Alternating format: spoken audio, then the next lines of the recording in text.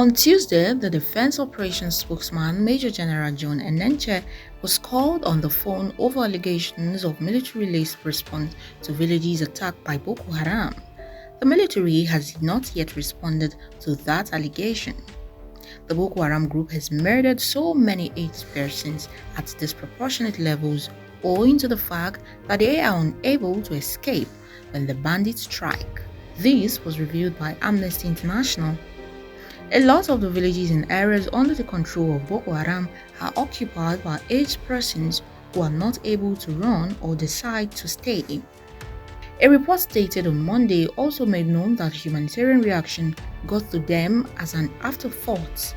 The Global Human Rights said it reviewed more than 12 images of corpses brought from the barracks to a local mortuary and spoke to individuals with insider knowledge who estimated that 15% of those who have perished are older men.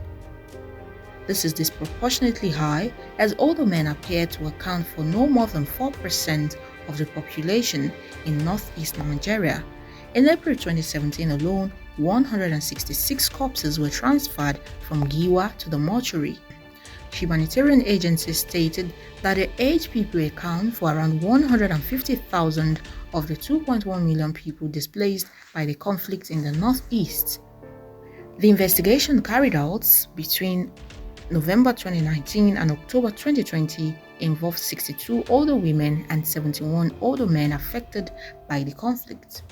Joanne Marina, the director of crisis response at Amnesty International, mentioned that, in quotes, "When Boko Haram has invaded towns and villages, older men and women have often been among the last to flee, leaving them particularly exposed to the armed group's brutality and repression, amounting to war crimes and likely crimes against humanity. This has included torture, being forced to witness killings and abduction of their children, as well as looting resulting in extreme food insecurity." A message reads, in quotes, "In these villages, older people face threats from all sides. Boko Haram loots their property and often restricts older women's movement, making it harder for families to earn money and feed themselves.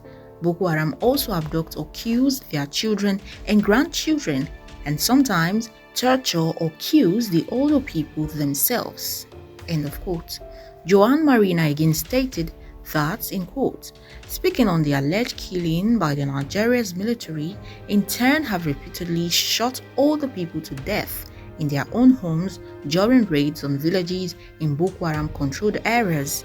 Thousands of older people have been denied dignity in hellish conditions in military detention, with many hundreds of them dying in squalor. These too amounts to war crimes and potentially crimes against humanity." Relating her experience, an 80-year-old woman from Michika village, Adamawa State, said, in quote, "Boko Haram asked why I was still around when others had run away. I told them it was my house and I was not scared of dying. Some of them said instead of killing me, they put me in permanent pain.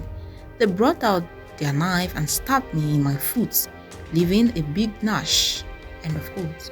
The report also mentioned that others have been burned to death inside their homes when the military touched villages perceived to support Boko Haram.